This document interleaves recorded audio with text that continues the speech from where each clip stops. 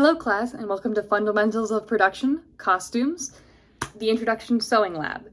Today, in this video, I will be covering basic startup techniques, including how to prepare your fabric for our first hand stitching project, how to thread a needle, and other things you'll need to basically get started. My next video will be about the running stitch, the first stitch that is required in your hand sewing project book, but for now, these are general startup tips.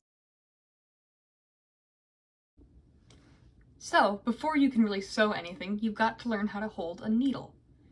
The easiest way and the correct way to hold a needle is between your thumb and pointer finger like this. This way your middle finger can be used to push the needle through as you're sewing. When the needle comes in, you push it through and you grab it back out from the other side, closer to the eye of the needle, which is this little hole here where the thread goes through. And you'll also want to hold on to the thread as you pull so that it doesn't come out on the other end.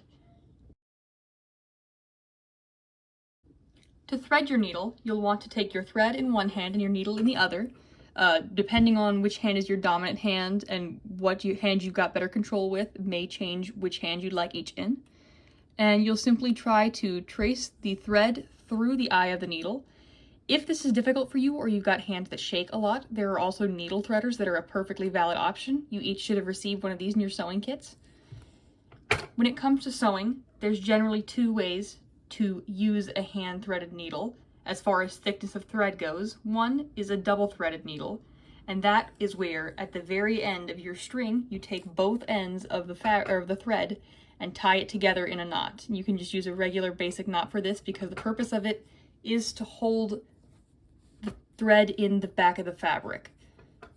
So for example, if I was sewing something that needed to be a bit sturdier, I would use two threads. This is especially important for things like buttons and snaps. You'll want to use a double-threaded needle.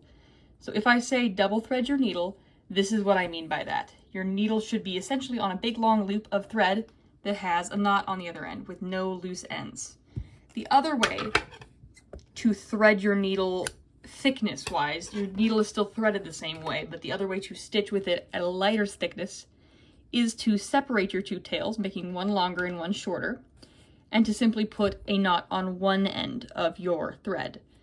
This means that you will have one shorter loose end that is kind of freewheeling as you sew, so you do have to be careful not to pull it through your needle, although if you do, you can just rethread it and start again. It won't undo your work or anything.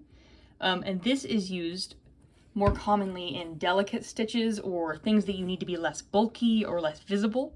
It's also used when you're trying to do something temporary so that you can pull it out more easily, because it's a lot more difficult to pull through two threads than it is one.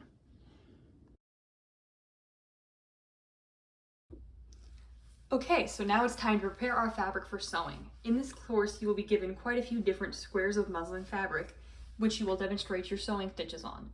Before getting started sewing though, you have a couple of steps of pressing to take care of. First, you'll want to press the fabric with an iron to get out any wrinkles and make sure it's nice and smooth. This will make your sewing much easier and prevent any unnecessary and unwanted wrinkles in your fabric.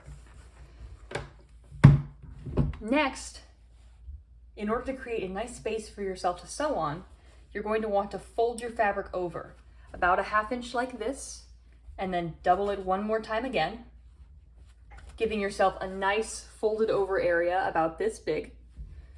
Then you'll take your iron and press it. We do have access to a really great iron in class, but if you've got an iron at home that you prefer or would rather get this done before coming to class, you are completely welcome to do so. Once you are done, you should have a piece of fabric that looks roughly like this with a nice crisp folded edge ready for you to sew on.